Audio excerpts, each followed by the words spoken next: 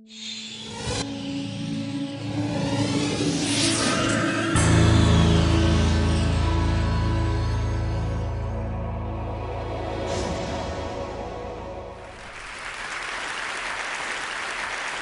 world is changing with really remarkable speed.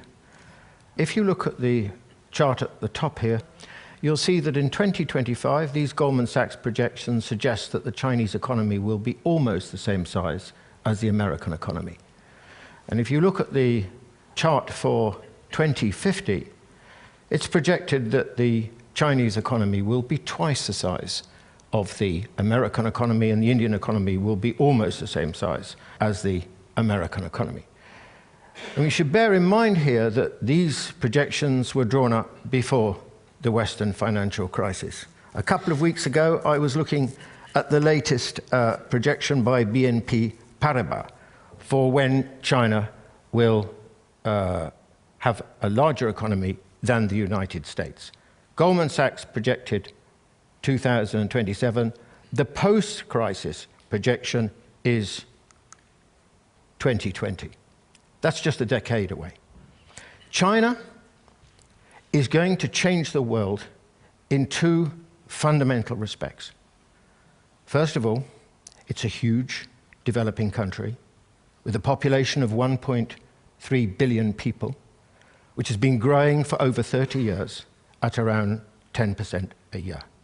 And within a decade, it will have the largest economy in the world. Never before in the modern era has the largest economy in the world been that of a developing country rather than a developed country. Secondly, for the first time in the modern era, the dominant country in the world, which I think is what China will become, will be not from the West and from very, very different civilizational roots. Now, I know it's a widespread assumption in the West that as countries modernize, they also westernize. This is an illusion. It's an assumption that modernity is a product simply of competition, markets, and technology. It is not. It is also shaped equally by history and culture. China is not like the West, and it will not become like the West. It will remain in very fundamental respects very different. Now, the big question here is obviously, well, how do we make sense of China? How do we try and understand what China is? And the problem we have in the West at the moment, by and large, is that the conventional approach is that we understand it really in Western terms using Western ideas. We can't. Now, I want to offer you 3 building blocks for trying to understand what China is like, just as a beginning. The first is this, that China is not really a nation state. Okay, it's called itself a nation state for the last 100 years. But anyone knows anything about China knows it's a lot older than this. This was what China looked with the victory of the Qin dynasty in 221 BC at the end of the Warring State period, the birth of modern China. And you can see it against the boundaries of modern China. Or immediately afterwards, the Han dynasty, still 2,000 years ago, and you can see already it occupies most of what we now know as Eastern China, which is where the vast majority of Chinese lived then and lived now. Now, what is extraordinary about this is what gives China its sense of being China? What gives the Chinese the sense of what it is to be Chinese comes not from the last 100 years, not from the nation-state period, which is what happened in the West, but from the period, if you like, of the civilization state. I'm thinking here, for example, of customs like ancestral worship, of a very distinctive notion of the state, likewise a very distinctive notion of the family, social relationships like Guanxi, Confucian values, and so on. These are all things that come from the period of the civilization state. In other words, China, unlike the Western states and like most countries in the world, is shaped by its sense of civilization, its existence as a civilization state, rather than as a nation state. And there's one other thing to add to this, and that is this. Of course, we know China's big, huge, demographically and geographically, with a population of 1.3 billion people. What we often don't really are aware of is the fact that China is extremely diverse.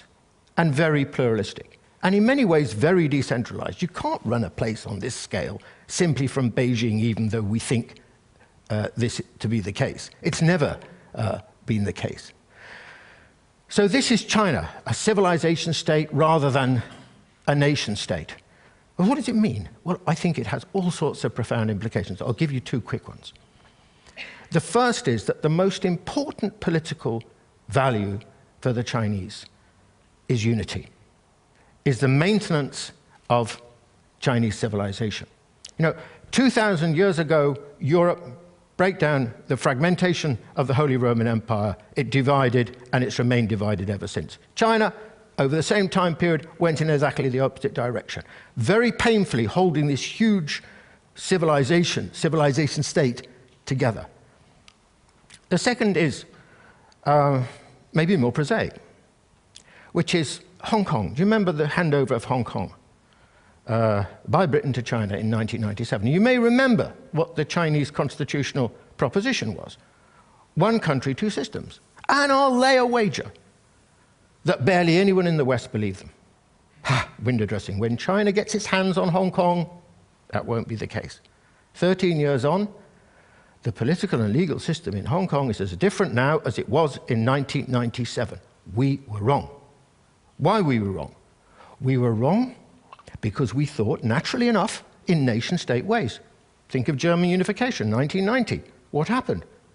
Well, basically the East was swallowed by the West. One nation, one system. That is the nation-state mentality.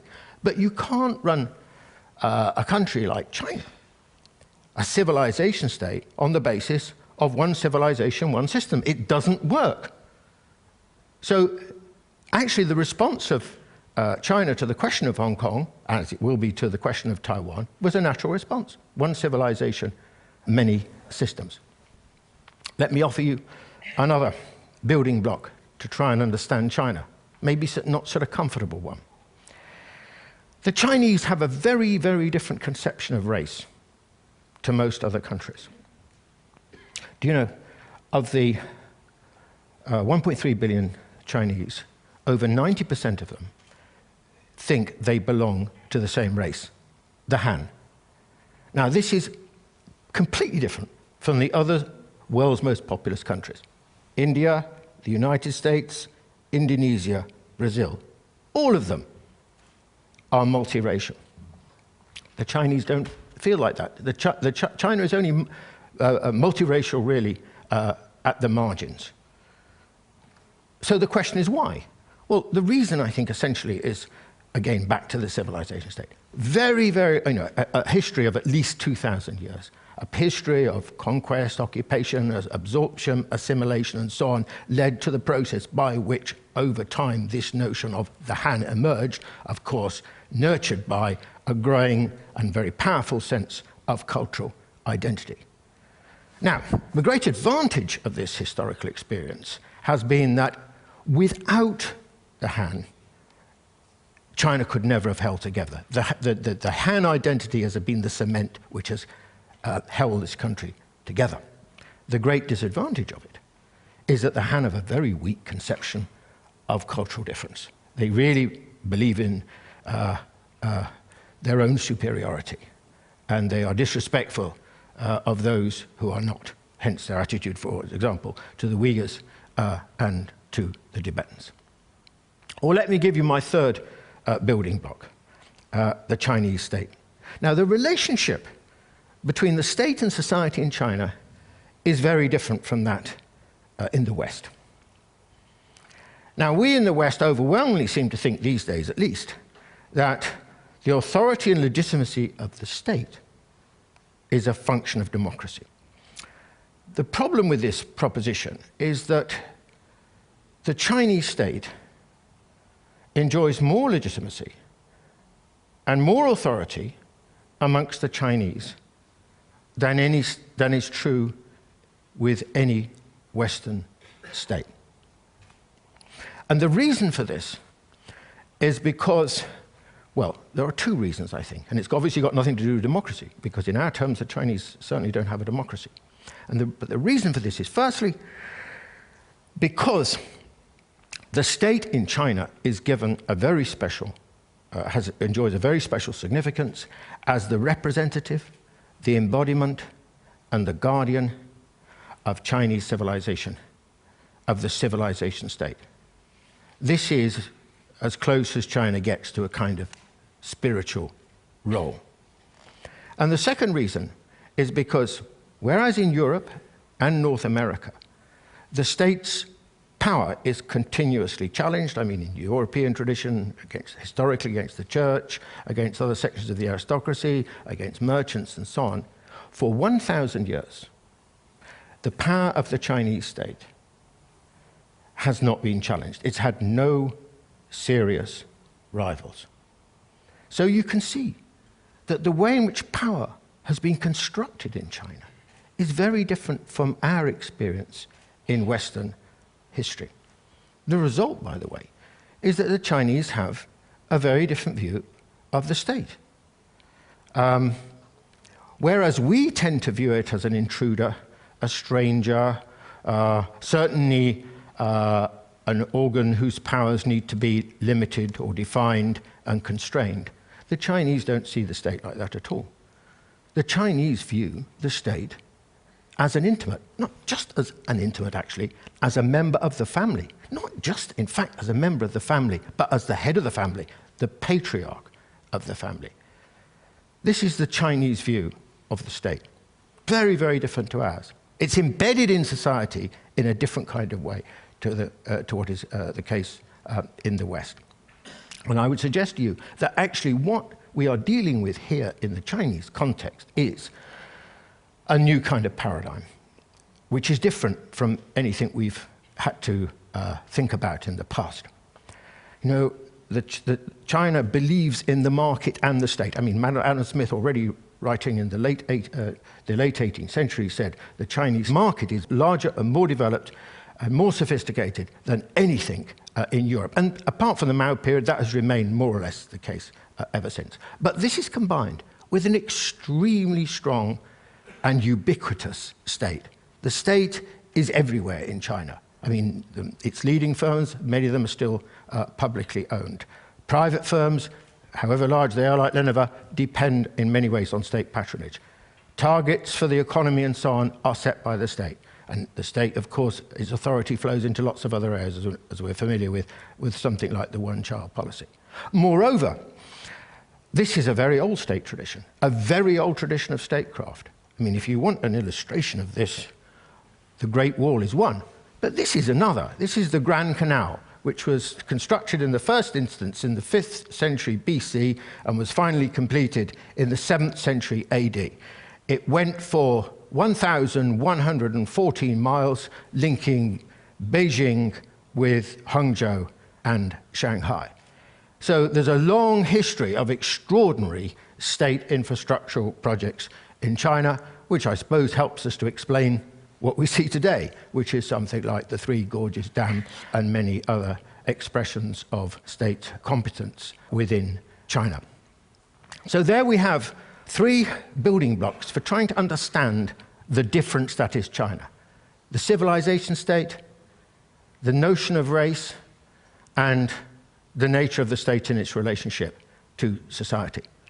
And yet we still insist, by and large, in thinking that we can understand China by simply drawing on Western experience, looking at it through Western eyes, using Western concepts. If you want to know why we unerringly seem to get China wrong, our predictions about what's going to happen to China are incorrect, this is the reason. Unfortunately, I have to say that I think our attitude towards China is that of a kind of little Westerner mentality. You know, it's kind of arrogant. It's arrogant in the sense that we think that we are best and therefore we have the universal measure. And secondly, it's ignorant. We refuse to really address the issue of difference. You know, there's a very, very interesting passage in a book by Paul Cohen, the American historian. And Paul Cohen argues that the West thinks of itself as probably the most cosmopolitan of all cultures. But it's not. In many ways, it's the most parochial. Because for 200 years, the West has been so dominant in the world that it's not really needed to understand other cultures, other civilizations, because at the end of the day, it could, if necessary by force, get its own way. Whereas those cultures, virtually the rest of the world, in fact, which have been in a far weaker position vis-à-vis the West, have been thereby forced to understand the West because of the West's presence in those societies. And therefore, they are, as a result, more cosmopolitan in many ways than the West. I mean, take the question of East Asia. East Asia, Japan, Korea, China, etc. A third of the world's population lives there. Now the largest economic region in the world. And I'll tell you now, that East Asians, people from East Asia, are far more knowledgeable about the West than the West is about East Asia. Now, this point is very germane, I'm afraid, to the present. Because what's happening, back to that chart at the beginning, the Goldman Sachs chart, what is happening is that very rapidly, in historical terms, the world is being driven and shaped not by the old developed countries, but by the developing world. I mean, we've seen this in terms of the G20 usurping very rapidly the position of the G7 or the G8. And there are two consequences of this. First, the West is rapidly losing its influence in the world. There was a dramatic illustration of this, actually, a year ago, Copenhagen, climate change conference. Europe was not at the final negotiating table. When did that last happen? I would wager it was probably about 200 years ago. And that is what is going to happen in the future. And the second implication is that the world will inevitably, as a consequence, become increasingly unfamiliar to us, because it will be shaped by cultures and experiences and histories that we are not really familiar with or conversant with. And alas, I'm afraid, take Europe, America is slightly different, but Europeans, by and large, I have to say, are ignorant, are unaware about the way the world is changing. Some people, I've got a friend, an English friend in China, and he said, the continent is sleepwalking into oblivion. Well, maybe that's true, maybe that's an exaggeration. But there's another problem which goes along with this lack of, that Europe is increasingly out of touch with the world, and that is a sort of a loss of a sense of the future. I mean, Europe was once, of course, commanded the future in its confident, take the 19th century, for example. But this, alas, is no longer true. If you want to feel the future, if you want to taste the future, try China, as old Confucius. This is a railway station, the like of which you've never seen before. It doesn't even look like a railway station. This is the new Guangzhou railway station for the high-speed trains. China already has more of the bigger network than any other country in the world, and will soon have more than all the rest of the world put together. Or take this. Now, this is an idea, but it's an idea to be tried out shortly in a suburb of Beijing. Here you have a megabus. On the upper deck carries about 2,000 people. It travels on rails down a suburban road, and the cars travel underneath it. And it does speeds of up to about 100 miles an hour. Now, this is the way things are going to move, because China has a very specific problem, which is different from Europe and different to the United States. China has huge numbers of people and no space. So this is a solution to a situation where China is going to have many, many, many cities, over 20 million people. Okay, so how would I like to finish? Well, what should our attitude be towards this world that we see very rapidly developing before us? I think there'll be good things about it, and there'll be bad things about it. But I want to argue, above all, a big picture positive for this world. You know, for 200 years, the world was essentially governed by a fragment of the human population. That's what Europe and North America represented. The arrival of countries like China and India, between them 38% of the world's population, and others like Indonesia and Brazil and so on, represents the most important single act of democratization in the last 200 years. Civilizations and cultures which have been ignored, which had no voice, which were not listened to, which were not known about, will have a different sort of representation in this world. As humanists, we must welcome, surely, this transformation. And we will have to learn about these civilizations. This big ship here was the one sailed in by Zheng He in the early 15th century on his great voyages around the South China Sea, the East China Sea, and across the Indian Ocean to East Africa. The little boat in front of it was the one in which 80 years later Christopher Columbus crossed the Atlantic. Or,